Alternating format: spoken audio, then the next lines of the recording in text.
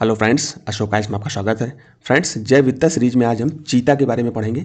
आपको पता है कि यूपीएससी इससे संबंधित प्रश्न एक बार पूछ चुका है 2024 में, और आगे भी पूछने की संभावना पूरी बनी हुई है, क्योंकि आपको पता है कि जब प्रोजेक्ट चीता 2022 में स्टार्ट किया गया था तब हम इसको नामीबिया से लेकर के आए थे, फिर उसके बाद दक्षिण अफ्रीका से लेकर के आए थे। अभी प्रोग्राम ये चल रहा है कि बोत्सवाना से भी लेकर के हैं।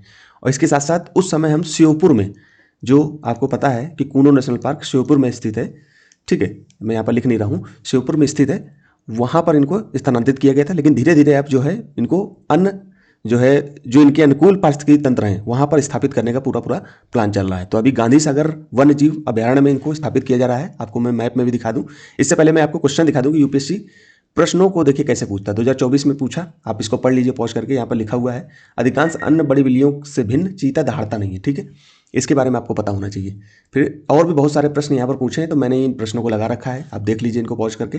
ठीक है, इसके साथ साथ और भी मतलब जंतुओं से संबंधित, किसी प्रजाति से संबंधित, फ्लोरा एंड फौना से संबंधित यूपीएससी प्रश्न बार बार पूछता है। तो इसलिए मैंने इन प्रश्नों को लगाया कि यूपीएससी बार बार प्रश्न पूछता है, इसलिए मैंने आपको दिखा दिया। तो मैं आपको यहाँ पर मैप में दिखा देता हूँ, ये आप देख लीजिए कि आपका ये मध्य प्रदेश का मैप है, इसको उठा करके मैंने यहाँ पर रख दिया। ठीक, अब ये आपका कूनो नेशनल पार्क है, ये श्योपुर में स्थित था। ठीक है, इसको अब क्या किया जा रहा है, चीताओं को, जो चीता है वो Gandhi Sagar wild life sanctuary में भी स्थापित किए जा रहे हैं। ठीक है, तो ये प्रश्न बनने की पूरी पूरी संभावना। एक चीज़ और आपको यहाँ पर बता दूं, हालांकि मैं अभी पढ़ाऊंगा तो बताऊंगा कि जो गांधी सागर हमारा वन्यजीव अभयारण्य है, इसके बीच से जो है चंबल नदी निकलती है, तो जो इसको दो भागों में विभाजित कर देती है। तो एक प्रश्न ये बन सकता है, क्योंकि आपको पता है कि जितने भी वाइल्ड लाइफ सेंचुरीज हैं, नेशनल पार्क हैं, बायोस्फीयर रिजर्व, उनके बीच से निकलने वाली नदियाँ, वहाँ पर स्पीसीज, जो स्पेशल स्पीसीज हैं, उनके बारे में यूपीएससी बार बार प्रश्न पूछता है।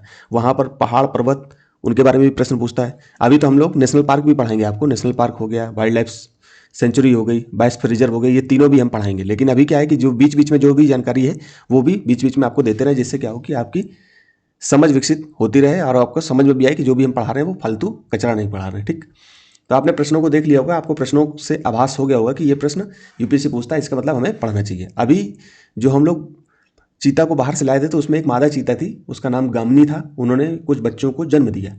ठीक है, चीता के जो बच्चे हैं उनको जन्म दिया। तो यूपीएससी प्रश्न फिर से बना सकता है, आपको पता है। तो इस बार जब बनाएगा तो थोड़ा सा स्पेशलाइज्ड बना देगा, क्योंकि आपको पता है कि यूपीएससी जब एक बार प्रश्न पूछता है पहली बार तो बहुत सिंपल पूछता है, लेकिन अगर दूसरी बार अगर पूछ रहा है तो उस आपसे अपेक्षा रखता है कि उसके विषय में आपको थोड़ी सी और जानकारी होनी चाहिए, क्योंकि आपने पीवाईक्यू देखा है तो इसके बारे में थोड़ी जानकारी आपने रखी होगी। ठीक, तो हम लोग पहले पढ़ते हैं कि चीता के बारे में। तो भारत में चीता आपको पता है कि 1992 में ही विलुप्त हो गए थे, जो कि एशियाई चीते थे। ठीक है, विलुप्त घोषित किया गया जा चुका था। 2022 में प्रधानमंत्री के नेतृत्व में प्रोजेक्ट चीता फिर से चलाया गया, जिसमें हम नामीबिया और दक्षिण अफ्रीका से चीते लेकर के आए थे और मध्य प्रदेश के कूनो नेशनल पार्क में इनको स्थापित किया था, पुनः बसाया था। ठीक है, आपको पता होगा कि जो नामीबिया है, दक्षिण अफ्रीका है, जो वहाँ की पर्यावरणीय पारिस्थितिकियाँ हैं वो आपको पता है कि मकर रेखा के आसपास के क्षेत्रों का है। ठीक, ठीक है, एग्जैक्ट नहीं, आसपास के क्षेत्रों का है। अब आप कूनो नेशनल पार्क को देखोगे तो ये भी लगभग 23.5 अंश के आसपास, मतलब कर्क रेखा के आसपास की परिस्थिति दिख रही है। तो वही चीज़ जो वहाँ पर पर्यावरण में मिलती है, वही सेम चीज़ यहाँ भी मिल रही है। आपको पता है ना कि भारत का आप जब मैप देखोगे तो आपको जो, मैं यहाँ पर दिखाई देता हूँ आपको, कि जो परिस्थिति यहाँ पर मिल रही है, ये 23.5 अंश आपको पता है कि यहाँ से निकलती है। तो जो परिस्थितियाँ, जो पर्यावरण का माहौल यहाँ पर है, वही चीज़ आपको नामीबिया भी मिलेगा। तो इसलिए यहाँ पर स्थापित किया गया कि इनके अनुकूल यहाँ की परिस्थिति इनको मिल सके। ठीक है, तो यहाँ पर बसाया गया, ये दुनिया का पहला अंतर महाद्वीपीय स्थानांतरण है, इंटर कॉन्टिनेंटल ट्रांसफर, मतलब स्थानांतरण चीताओं को किया जा रहा है, ये दुनिया का पहला है। तो ये याद रखना कि यूपीएससी कथन रख देगा कि इससे पहले भी किया जा चुका है, तो ये याद रखना।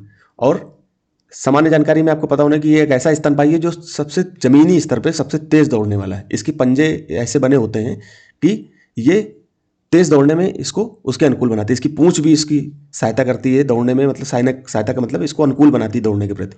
ठीक है, तो हाल ही में इस राष्ट्रीय पार्क से कुछ चीते गांधी सागर वन्य जीव अभयारण्य में स्थानांतरित किए जा रहे हैं। कहाँ से? कूनो नेशनल पार्क से। ठीक, आपको मैंने चित्र भी दिखाया, अभी बाद में दिखाऊंगा। अब कुछ तथ्य के बारे में भी देख लेते हैं। तो पहली बात तो वैज्ञानिक नाम आपको याद करने की जरूरत नहीं, बस एक बार एक नज़र से देख लो कि अगर यूपीएससी कुछ ऐसा प्रश्न बनाएगा तो ठीक है, नहीं तो स्टेट विशेष पर कभी कभी पूछ लेता है, तो इसको थोड़ा सा देख लो, बाकी विशेष बनने की जरूरत नहीं है। ये दुनिया का सबसे तेज दौड़ने वाला जमीनी जानवर है, आपको पता है, जिसकी गति 80 से 128 किलोमीटर प्रति घंटा तक हो सकती है, मतलब सबसे तेज दौड़ता है। फिर प्रजातियां, इसकी दो प्रजातियां हैं, एक अफ्रीकी चीता है और एक एशियाई चीता है। ठीक, इससे याद कर लो। एशियाई चीता हमारे जो भारत में था उसको 1992 में विलुप्त मान लिया गया था। अभी ईरान वगैरह में इसको इनकी संख्या लेकिन काफ़ी कम संख्या है, ठीक है। अगर वो संरक्षण अच्छी तरीके से करते हैं तो इनकी संख्या बढ़ सकती है, नहीं तो विलुप्ति की कगार पर बैठे हुए हैं। तो अफ्रीकी चीता की संख्या ठीक है अभी, तो इसको हम सीधी सी बात है कि IUCN में इनकी स्थिति थोड़ी सी अच्छी होगी और जो एशियाई चीते उनकी खराब होगी। तो अफ्रीका चीता आकार में थोड़े बड़े और गहरे धब्बों वाले होते हैं। तो आप इससे याद कर लो कि जो वहाँ अफ्रीका के लोग होते हैं, आपको सामान्य जानकारी में कॉमन सेंस से आपको याद कराना चाह रहा हूँ कि आप भूलो ना कि वहाँ के जो लोग होते हैं थोड़े से लंबे चौड़े होते हैं, ठीक है। उनका कलर भी थोड़ा सा डार्क होता है, ठीक। ये आपको एशियाई चीते थोड़े छोटे होते हैं। आप थोड़ा सा ऐसे याद कर लो कि एशिया के जो लोग होते हैं वो क्या होते हैं, थोड़े से लंबाई वगैरह उनकी कम होती है थोड़ी अपेक्षाकृत। और उनका जो रंग होता है वो पीला होता है, आप इससे भी हल्का याद कर ले सकते हो। और इनके जो फर होते हैं वो कैसे होते हैं, घने होते हैं, ठीक, एशियाई चीता के। और ये केवल ईरान में इस समय पाया जाता है। तो एशियाई चीता और अफ्रीका चीता के बारे में और थोड़ा सा देख लेंगे, इनकी आकार और बनावट। तो आकार और बनावट, एशियाई चीते छोटे, आपको पता है कि लगभग 53 इंच लंबे होते हैं और पतले होते हैं थोड़े से, ठीक है। आपको पता है कि अपेक्षाकृत होंगे, तो अफ्रीका से आप तुलना कर लो कि वहाँ के लोग कैसे होते हैं, हष्ट पुष्ट होते हैं, थोड़े से बड़े होंगे, ठीक है। उनका रंग जो है हल्का सा डार्क होगा। तो वहाँ पर जो उनके धब्बे होते हैं जो वहाँ के अफ्रीकी चीते के, तो वो भी क्या होंगे, डार्क होंगे। जबकि अफ्रीकी चीते बड़े और मजबूत होते हैं, ठीक है। तो 84 इंच तक लंबे हो सकते हैं। फर बाल, एशियाई चीते का फर हल्का भूरा होता है, अभी मैं दिखाऊंगा, मटमैला टाइप का होता है। गर्दन के पीछे अधिक फर होता है, गर्दन के पीछे अधिक फर होगा। अफ्रीकी चीते का फर सुनहरा भूरा और कम घना होता है, मतलब कम घना होता है, ठीक है। और स्पॉट धब्बे जो होते हैं अफ्रीकी चीतों के शरीर पर काले धब्बे होते हैं, ब्लैक, बहुत घने टाइप के, ठीक, स्पष्ट होते हैं। जबकि एशियाई चीतों के धब्बे कम घने और फैले होते हैं। तो इसको वैसे ही याद करने का जो तरीका मैंने बताया कि वहाँ के लोग थोड़े से डार्क होते हैं, तो उस तरह से आप जो है, क्योंकि वहाँ की पारिस्थितियाँ उनके अनुकूल होती हैं, तो उनका रंग भी वैसे ही होता है। तो वहाँ के जो चीते भी होंगे वो भी हल्के से ब्लैक, मतलब उनके धब्बे जो होते हैं काफ़ी गहरे ब्लैक होंगे। और जो एशियाई चीते हैं उनके कम घने होंगे, मतलब कि डार्क कम होंगे। यहाँ पर आप देख भी सकते हो, ये देखो, इनके पीछे फर गर्दन के पीछे होता है, ठीक है। ये छोटे होते हैं, आपको लंबाई से यहीं पर समझ में आ रहा होगा। ये लंबे होते हैं, ठीक है। इनकी पूंछ में भी फर है, ये देखिए आप, ठीक। एशियाई चीते केवल ईरान में पाए जाते हैं और अति संकटग्रस्त, क्रिटिकल इंडेंजर्ड में एशियाई चीते, ठीक है। तो इनकी स्थितियाँ काफ़ी कम है, तो इसलिए इनको क्रिटिकल इंडेंजर्ड में रखा गया है। अफ्रीकी चीते मुख्य रूप से अफ्रीका में पाए जाते हैं और संवेदनशील, वुल्नरेबल है। इनकी संख्या इनकी अपेक्षा ज़्यादा है, इसलिए वुल्नरेबल में है, लेकिन ये भी संख्या बहुत ज़्यादा नहीं है। सिर, एशियाई चीते का सिर अफ्रीकी चीते की तुलना में छोटा होता है। यहाँ पर इसका सिर जो है, इसका अफ्रीकी चीता का बड़ा होगा और इसका छोटा होगा। यहाँ पर दहाड़ रहा है इसलिए आपको लग रहा है, वैसे दहाड़ते नहीं है ये, ठीक है। और आनुवंशिक अंतर क्या है, अध्ययन बताते हैं कि ये दोनों प्रजातियां लगभग 32,000 से 67,000 वर्ष पूर्व एक दूसरे से अलग हो गई थी, मतलब पहले कभी ना कभी एक रही थी। तो जब ये बाहर से लाए गए हैं और भारत में रखे गए, एशिया में मतलब रखे गए, तो धीरे धीरे आने वाले 100, 150, 300 सालों में हो सकता है कि फिर से ये चेंजमेंट इनके अंदर आए, जैसे पहले थे वैसे हो जाए एशियाई, जो इस तरह के हो सकते हैं ये जो है। क्योंकि अभी तो हम ये हैं, मतलब अभी लेकर के आए, ये हो सकता है कि आने वाले समय में चेंज हो जाए, क्योंकि ये 32,000 से 67,000 वर्ष पूर्व एक दूसरे से अलग हो गए थे, ठीक है। संरक्षण स्थिति आपको पता है कि इसको जो अफ्रीकी चीते इनकी संख्या ठीक है, तो उनको वुल्नरेबल में रखा गया, और जो एशियाई चीते उनको क्रिटिकल इंडेंजर्ड में रखा गया। तो इसके बारे में पढ़ लेते हैं अफ्रीकी चीते के बारे में। अफ्रीकी चीता अंतर्राष्ट्रीय प्रकृति संरक्षण संघ IUCN की रेड डाटा लिस्ट में संवेदनशील श्रेणी में आता है। इसकी आबादी पूरे अफ्रीका महाद्वीप के अलग अलग हिस्सों में फैली हुई है, जिसके कारण एशियाई चीता की तुलना में यह कम खतरे में माना जाता है। भारत में प्रोजेक्ट चीता के तहत नामीबिया और दक्षिण अफ्रीका से लाए गए थे, ठीक है, इसी प्रजाति के। तो आपको ये पता होना चाहिए कहाँ से लाए गए थे, नामीबिया और दक्षिण अफ्रीका। अब प्लान चल रहा है कि इसको बोत्सवाना से भी लाया जाए। फिर आगे एशियाई चीते के बारे में देख लेते हैं। एशियाई चीता IUCN रेड लिस्ट में अति संकटग्रस्त क्रिटिकल इंडेंजर्ड श्रेणी में शामिल है। यह दुनिया की सबसे दुर्लभ बड़ी बिल्लियों में से एक है और वर्तमान में यह केवल ईरान के जंगलों में ही जीवित बचा है, ठीक है। इनकी संख्या बहुत कम है, अनुमानित 50 से भी कम रह गई है, ठीक है।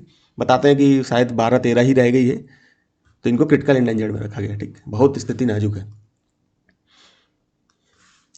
अब साझा संरक्षण नियम क्या है। संरक्षण की दृष्टि से दोनों प्रजातियों के वन्य जीवों और वनस्पतियों की लुप्तप्राय प्रजातियों के अंतर्राष्ट्रीय व्यापार पर कन्वेंशन, मतलब साइट्स के परिशिष्ट वन में है। तो मैंने आपको बताया कि जो साइट में परिशिष्ट वन में होगा, तो वो वन्य जीव संरक्षण अधिनियम के शेड्यूल वन में भी होगा, ठीक है। मोटा मोटा याद कर लो कि कभी आपको कोई क्वेश्चन आए और आपको लग रहा हो कि मुझे साइट्स के बारे में पता है कि साइट्स में तो ये परिशिष्ट वन में है, लेकिन वन्य जीव संरक्षण अधिनियम की शेड्यूल में मुझे नहीं पता कि कौन सी स्थिति में है, तो आप इसको शेड्यूल वन में मार देना जब आप ये क्वेश्चन ना पूरे हो तब। वैसे तो इनको कोशिश करो कि याद ही रखना है। परिशिष्ट वन में रखा गया है, जो इसे अंतर्राष्ट्रीय व्यापार पर पूर्ण प्रतिबंध लगाता है। इसके अलावा भारत में इन्हें वन्य जीव संरक्षण अधिनियम 1972 की शेड्यूल वन में के तहत उच्चतम कानूनी सुरक्षा प्राप्त है। तो साइट्स में आपको याद कर लो, साइट्स में परिशिष्ट वन में है, और wild life protection act wild life protection act 1972 में भी ये वन में है। और IUCN में आपको पता है, IUCN में ये क्या है, जो अफ्रीकी है उसको हम लोग वल्नरेबल में रखे हैं, और जो एशियाई है उसको किस में हमने रखा है, क्रिटिकल इंडेंजर्ड में रखा है। ठीक, ये एशिया, शॉर्ट नोट्स अगर बनाना चाहो तो ऐसे बना लो, ये अफ्रीका है। ठीक, शारीरिक विशेषताएं, गति के लिए बना शरीर, मतलब चीता का जो शरीर है वो सुव्यवस्थित हल्का होता है। इसकी लंबी टांगें और लचीली रीढ़ की हड्डियां इसे दौड़ते समय 7 मीटर तक लंबी छलांग लगाने में मदद करती हैं। ठीक, चेहरे के निशान, टीयर मार्क, आपको पता है कि इनके जो है, जैसे इनका चेहरा है, उनके पास से ब्लैक, इनकी आंख के पास से एक ब्लैक कलर की धारी निकलती है, टीयर मार्क जिनको बोलते हैं। ठीक, तो चीते के चेहरे पर आंखों के अंदरूनी कोनों से मुंह तक काली धारियां, टीयर मार्क होती है। ये सूर्य की चकादौंद को कम कर इसे दिन में शिकार करने में मदद करती है। तो रात में आपको पता है कि जो शेर होते हैं, बाघ होते हैं, तेंदुआ होता है, ये रात में ज़्यादातर जो है शिकार करते हैं। तो जो चीता है ये दिन में करता है, तो इसको प्रतिस्पर्धा उनकी अपेक्षा कम मिलती है जो अन्य बड़ी बिल्लियाँ हैं। ठीक है, तो इनको चेहरा मैं फिर से आपको दिखा देता हूँ कि आप चेहरे पे नहीं देखोगे तो आपको निशान दिख रहा होगा इनका। ये देखिए, ये देखिए ब्लैक कलर की धारियाँ, यहाँ पर भी आपको दिखेगा। ये तो दहाड़ रहा है, दहाड़ता नहीं है, मैं बार बार दहाड़ बोल रहा हूँ।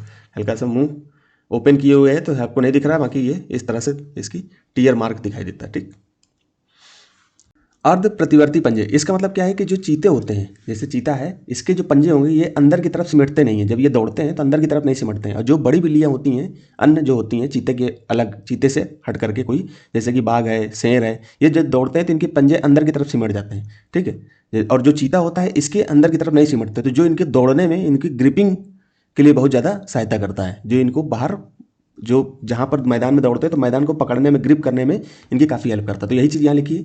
अन्य बिल्लियों के विपरीत चीते के पंजे पूरी तरह से अंदर नहीं सिमटते, पूरी तरह से नहीं सिमटते। अन्य जो बड़ी बिल्लियाँ उनके सिमट जाते हैं। ये दौड़ते समय जमीन पर ग्रिप बनाने के लिए फुटबॉल के जूतों के स्टड्स की तरह काम करते हैं। आपको पता है कि जो फुटबॉल का जो प्लेयर होता है वो जब दौड़ता है तो उनकी ग्रिपिंग जमीन में, मैदान में बन जाती है, तो आराम से वो तेजी से दौड़ सकते हैं। ठीक है, और लंबी पूंछ, इसकी पूंछ एक रडर की तरह कार्य करती है, जो तेज गति से दौड़ने समय मुड़ने पर शरीर का संतुलन बनाए रखती है। जो पीछे की पूंछ होती है इसकी, वो क्या होती है कि दौड़ते समय इसका संतुलन बनाए रखने में इसकी मदद करती है। ठीक है, तो रडर की तरह काम करती है।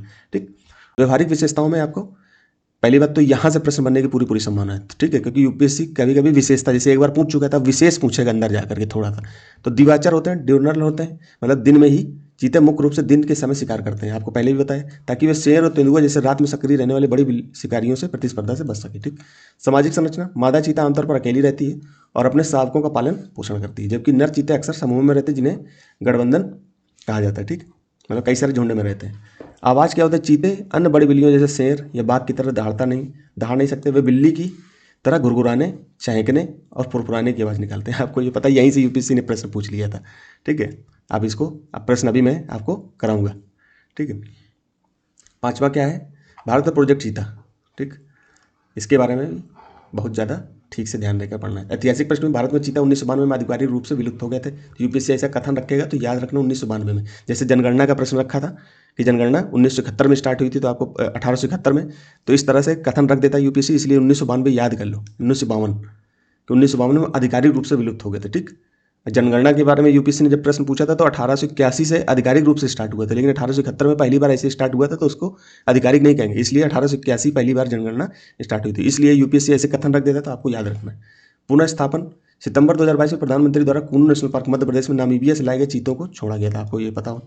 स्रोत देश, अब तक नामीबिया, दक्षिण अफ्रीका से चीते लाए गए हैं और हाल ही में बोत्सवाना के साथ समझौता हुआ। तो आपको पहली बात तो ये बोत्सवाना का मैपिंग देख लेनी है। ठीक, यहीं पर, क्योंकि यूपीएससी हो सकता है कि बोत्सवाना के बारे में अंदर जाके पूछ ले, उसकी मैपिंग के बारे में। ठीक, ये दुनिया की पहली अंतर्राष्ट्रीय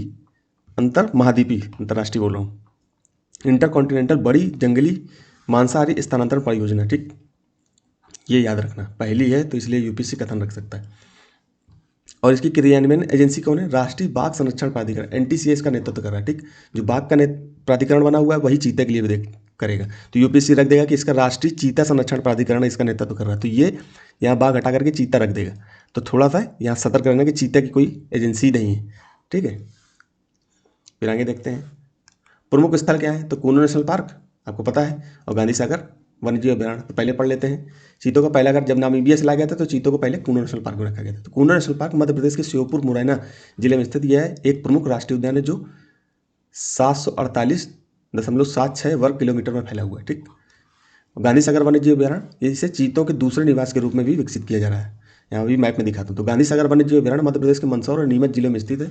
एक महत्वपूर्ण वन्य जीव संरक्षित क्षेत्र जो 368 वर्ग किलोमीटर में फैला हुआ है। राजस्थान से सीमा से सटा हुआ है। चंबल नदी इस अभयारण्य से बीच से गुजरती है और इसे 2 भागों में विभाजित करती है। ठीक, पारिस्थितिक महत्व क्या है? चीता एक फ्लैगशिप और अम्ब्रेला प्रजाति है। ये दोनों चीज़ आप याद करके रखना कि इसके बारे में थोड़ा पढ़ लेना। फ्लैगशिप और अम्ब्रेला प्रजाति ये क्या होती है? इसके संरक्षण से घास के मैदानों और खुले वनों के पारिस्थितिक तंत्र को बहाल करने में मदद मिलती है। ठीक, एक बार इनको जरूर पढ़ लेना दोस्तों, क्योंकि ये की टर्म से यूपीएससी पूछ लेता है। अब मैं यहाँ पर बताने नहीं लगूंगा कि अम्ब्रेला प्रजाति कौन सी होती है और फ्लैगशिप कौन सी। ठीक है, अब यहाँ पर देख लीजिए आप इनको कि मध्य प्रदेश का ये मैप है, इसको मैंने उठाया और यहाँ पर कूनो नेशनल पार्क ये है आपका, और ये गांधी सागर वन्य जीव अभयारण्य, इसी के बीच से चंबल नदी निकलती। ठीक है, और चंबल नदी इस अभयारण्य को 2 भागों में विभाजित करती तथा गांधी सागर वन्य जीव अभयारण्य के भीतर से निकलती। तो यूपीएससी कोई कथन ऐसा रखेगा तो आप इसको भी कर लोगे। अब मैं आपको प्रश्न कराता हूँ पहले वाला, अब इसको पॉज करिए, इसको देखिए। जो 24 का, सिंह की कोई विशेष प्रजनन ऋतु नहीं होती। पता नहीं, हमें नहीं पता, कुछ रोक दीजिए। अधिकांश अन्य बड़ी बिल्लियों से भिन्न चीता दहाड़ता नहीं। ये तो बात बिल्कुल सत्य है, अभी हमने पढ़ा भी। तो आप 2 तो बिल्कुल सत्य, तो 2 जहाँ जहाँ है उसको सही मान लो। 1 2 2 3 और 1 2 3, तो आपका सी कट गया। ठीक, ऐसे किया जाता है यूपीएससी के प्रश्न। आपको पूरी तरह से पूरा नॉलेज कोई किसी प्रश्न में नहीं होगा। अब क्या है, नर सिंह से भिन्न, जो नर सिंह होता है, जो आपके तेंदुआ, आपका जो है शेर हो गया, बाघ हो गया, इस तरह से। ठीक, नर तेंदुआ गंध चिन्ह द्वारा अपना क्षेत्र घोषित नहीं करता। जब एक ही प्रजाति है, बिल्लियों की ही प्रजाति है, तो ये अलग अलग कैसे हो जाएंगे? तो 3 तो बिल्कुल गलत हो गया ना, कि जो नर सिंह है, बाघ है, शेर है, तो भिन्न जो नर तेंदुआ होता है वो गंध चिन्ह द्वारा अपना क्षेत्र घोषित नहीं करता। और ये गंध चिन्ह द्वारा ही अपने क्षेत्र को घोषित करते हैं। जैसे शेर का अपना क्षेत्र होगा तो वो अपने को यहाँ से यहाँ तक अपना गंध चिन्ह छोड़ करके इसको अपने पास रखे कि यहीं पर हमको रहना है। ठीक है, तो बाघ का होगा तो उसका अलग होगा। तो इस तरह से होता है। तो ये 3 तो बिल्कुल गलत हो गया। तो 3 यहाँ जहाँ जहाँ गलत है उसको हमने हटा दिया। 2 बिल्कुल सत्य है, 2 तो बिल्कुल हमने पढ़ा, तो 2 तो बिल्कुल सत्य है। तो 1 हमको पता भी नहीं है, तो 1 2 हो गया। अब बताइए कि ऐसे प्रश्न आराम से आप कर लोगे कि नहीं कर लोगे? ऐसे ही प्रश्न आएंगे दोस्तों, बहुत दिमाग से और माइंड को बिल्कुल से हल्का करके एग्जाम देने जाना है। पूरी नींद लेना है, 2 दिन पहले आपको सोना, मतलब खूब सोना है, मतलब टेंशन नहीं लेना। पढ़ाई बिल्कुल कम कर देनी 2 दिन 3 दिन पहले। ठीक है, ज़्यादा लोड नहीं लेना, मूवी भी देखना है। इस तरह से आप माइंड को लोड नहीं दोगे तो आराम से आपका परीक्षा निकल जाएगी। ठीक है दोस्तों, तो फिर दूसरी प्रजाति के बारे में हम लोग आज पढ़ेंगे। इसके बाद आपको दिखा देता हूँ, इसके बाद हम कौन सी प्रजाति के बारे में पढ़ेंगे। हम लोगों ने कश्मीरी स्टैग पढ़ लिया, ओरिक्स पढ़ लिया, चीरू पढ़ लिया, ग्रेट इंडियन बस्टर्ड पढ़ लिया, स्वयं डियर पढ़ लिया, चीता पढ़ लिया। 6 प्रजातियां हमने पढ़ लिया। बताइए इससे अगर कोई प्रश्न आ गया तो छूटेगा ही नहीं। फिर इसके बाद हम ब्लैक नेट क्रेन के बारे में पढ़ेंगे। ठीक, ऐसे ही हम पूरी प्रजातियां करा देंगे, नेशनल पार्क करा देंगे, वाइल्ड लाइफ सेंचुरी करा देंगे, बायोस्फीयर रिजर्व करा देंगे। तो ये 2-3 चीज़ें आपकी तैयार हो जाएंगी। वहाँ से निकलने वाली नदियाँ करा देंगे, वहाँ पर जो स्पेशल कोई घाटी है, पहाड़ है, उसके बारे में भी हम लोग अच्छे से पढ़ लेंगे। तो इससे बाहर क्या ही प्रश्न पूछेगा। ठीक है, बाकी आप स्पेशल बेसिक चीज़ें पढ़ते रहिए दोस्तों, और मेरा डेली टारगेट जो आपको मैं देता हूँ वो भी आप करते रहेंगे तो आराम से आपका एग्जाम क्लियर हो जाएगा। ठीक है दोस्तों, तो फिर यहीं तक रखते हैं दोस्तों, धन्यवाद।